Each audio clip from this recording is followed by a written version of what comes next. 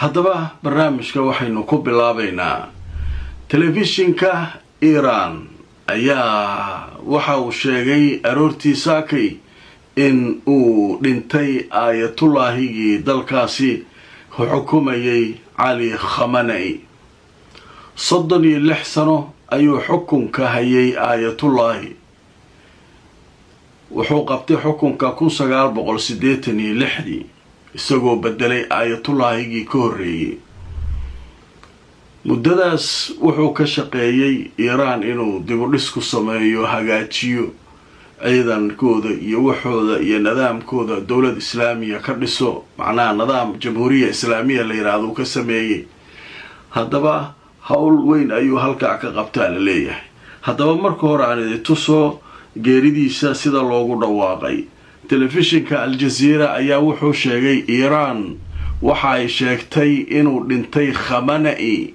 waxaana ay dawladdu ku dhawaaqday 40 maalmood oo markaa baroor diiq in loo sameynayo aayatullaahi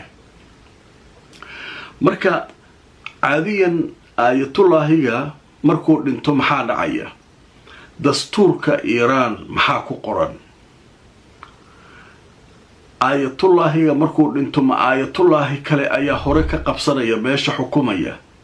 nidaamka la maraya ee dastuuriga muxuu yahay haddaba nidaamka dastuuriga waxa waaye lagu leeyahay aayatullaahiga markuu dhinto 3 nin ayaa awoodda wadanka maamulaysa madaxweynaha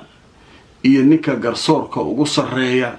iyo nin culimada diinta ka socda oo wadaadada waaweyn kamid ah saddexdaas ayaa xukunka sii haynaya waxay diyaarinayaan inay qabtaan doorashada musharaxa la dooranayo musharaxa aayatullaahiga yaa dooranaya aayatullaahiga ma dadka shacabka loo bandhigayaa soo dooranaya ma dawladda ayaa dooranaysa sidee loo dooranayaa aayatullaahiga 80 culimo ah ayaa laysu keenaya oo faqiih ah la leeyahay macnaha culimada oo shiicada ugu waaweyn ayaa isku imaanaya 83 meelaas markay isu yimaadaan waxay dooranayaan nin caalim ah oo faqiih ah oo dalka hogaamiya oo aayatullaahigii shaqadiisii qabta marka nidaamka u degsan Iran marka waa nidaam noocaas dad way jiraan asaga uu tilmaamay uu yiri dadkan hebel iyo hebel shaqadan way qaban karaan laakiin dad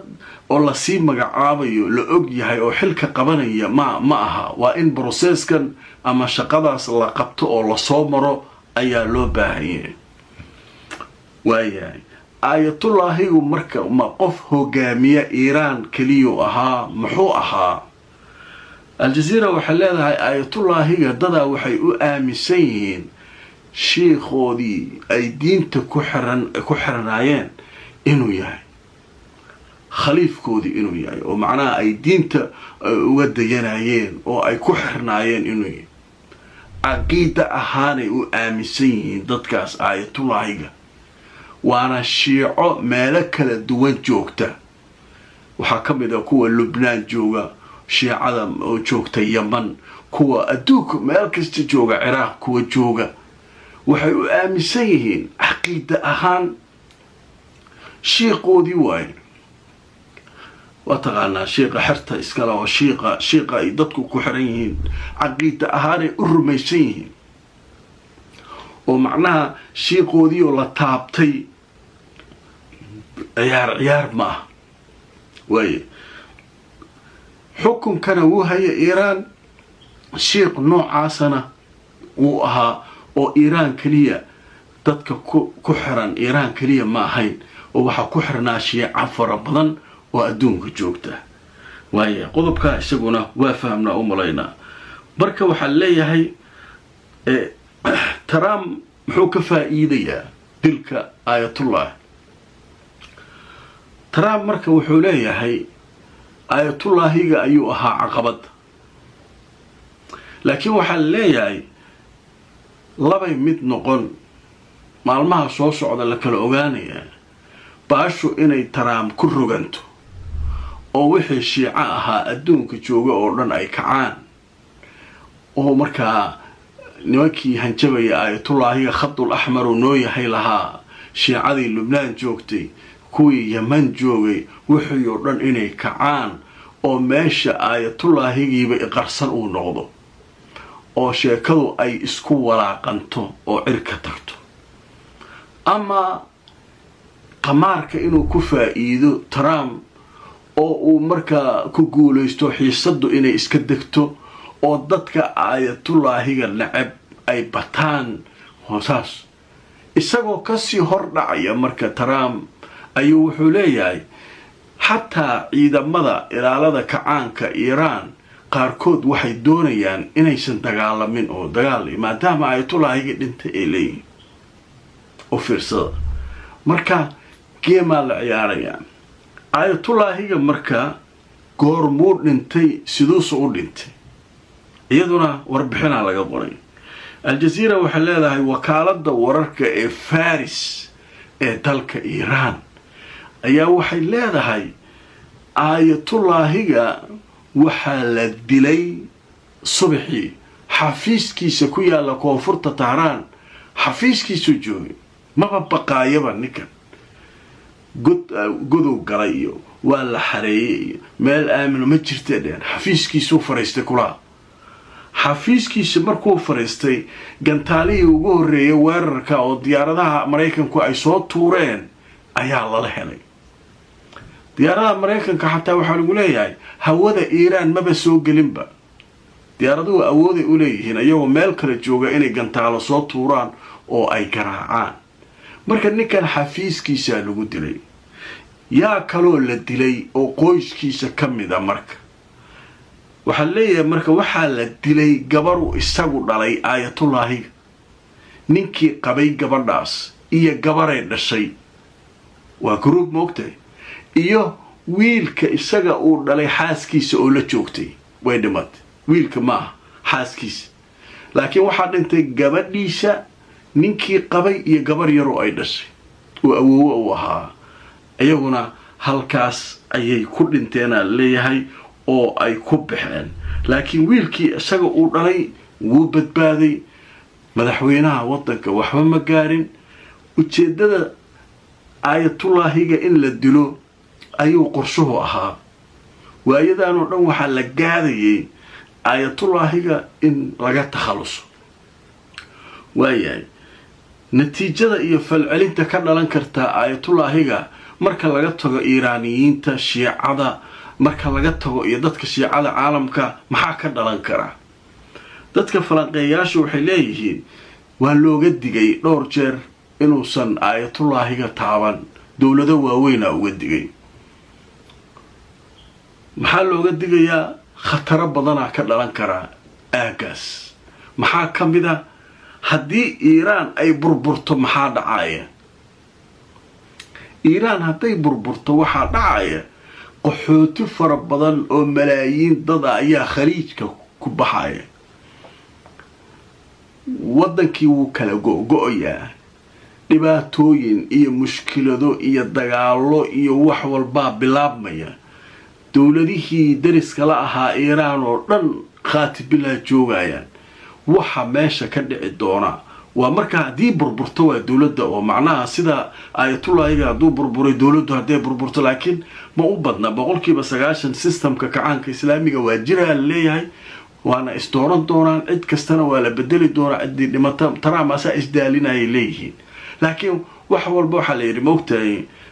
shar ku tasho khayr wax kaama dhibeen dhahan Soomaalida marka hadii marka burburo maxaa dhacay dhibaato weyn oo inta ka dalan iyo fawdo iyo mushkiladeeda ayaa dhici doonta iyo dalkaas oo dhibaato nin walba meel qabsado rafaad dhaco ayaa halka dhici doona marka hawshaas marka halkaas iyaduna waxyaabaha cusub ee ayatullaahiga ka soo kordhay ayay ka mid tahay waayahay ciidanka marka ilaalada kacaanka Iran ayaa war soo saaray geerida kadib markii aroortii saakay la sheegay geerida ninkaa inuu dhintay ayay ciidanka soo saareen. ciidamada ilaalada kacaanka islaamiga waxay yidhaahdeen mabdii wixii uu aaminsanaa wixii uu nagula dardaarmay aan fulinayna waana u aargudaynaa ayatullaahi mar walba wuu dhiman lahaa. afayeenka u hadlay ciidanka ilaalada kacaanka iiraan isaguna wuxuu leeyahay mar walba ayatullaahi wuu dhiman lahaa. oday weynu 90kii ku dhowaa iska odaya waayeelu ahaa waxaa dhimanaa odaga, laakiin waxaa nagu ballan ah inaan madax fara badan annaguna aan uga argud oo ay ugu horeeyaan sahyuuniyadda iyo waxa kan nimankan israa'iiliyiinta meesha jooga ayaan annaguna ka aargudan doonaa. dagaalkuna ma joogsan doono inta aan ka aargudanayn. waxaana ugu baaqaynaa mujtamaca taageerayay ee ku xirnaa caqiida ahaan ayatullaahigana inay iyaguna u istaagaan aargudidiisa. taa marka waxaan leeyahay message kale oo cusub waaye oo ah dagaal inaanu kow joogin oo hadda bilow yahay dagaal. ciidanka ilaalada kacaanka dagaal hadda inuu kow yahay ayay sheegeen. marka intaasoo dhan marka waxay ku saabsaneed geerida ayatullaahiga ku saabsaneed. maxaa dhacay marka saacadihii lasoo dhaafay dekada la weeraray ee jabalul cali ee dubay ku taalay wasiirka dagaalka ee maraykanka oo isaguna war soo saaray israa'iil khasaarihii dabkii xalay ka kacay nagta sida looga saaray wixii dhacay. waxaase iyaduna qaybta dambe ee barnaamijka kusoo koobaynaa wararkii ugu dambeeyey. haddaba telefishinka aljaziira ayaa ka hadlaya saakay weerar lagu qaaday dekada la yidhaahdo jabal cali aa la yidhahdaa dubay ku taala waa dekad weyn. khasaaraha saacadihii lasoo dhaafay iiraan ay geysatay israa'iil number 1 ahayd, imaaraadka number 2 ahaa, numberka 2 khasaaraha dadka ugu badan soo gaaray. mar saddexaad baxrayn, afraad qatar, saasuu khasaaraha kala ahaa. haddaba marka aan idin tusoo wararkii ugu dambeeyey ee sheekada laga qoray telefishinka aljaziira wuxuu leeyahay xukuumadda dubay waxay sheegtay qaraxa waxyaabaha firirkiisa ah oo laga hortagay gantaalihii inay ku daateen oo ay dab sababeen dekada jabal cali la yiraahdo. wax dhibaataa oo dad wax ku noqdayna ma leeyahay, laakiin dekadii waa wada gubanaysay sawirradii wixii markii la keenay. waxay leeyihiin gantaal dekada ku dhici lahaa gantaal ka hortagay markay isku dhaceen qaraxii ka dhashay firirkii oo dekada kusoo dhacay ayaa dab ka dhashay saasay leeyihiin. laakiin dadka goobjoogayaasha waxay leeyihiin jugta gantaalka waxay toos ugu dhacday dekada,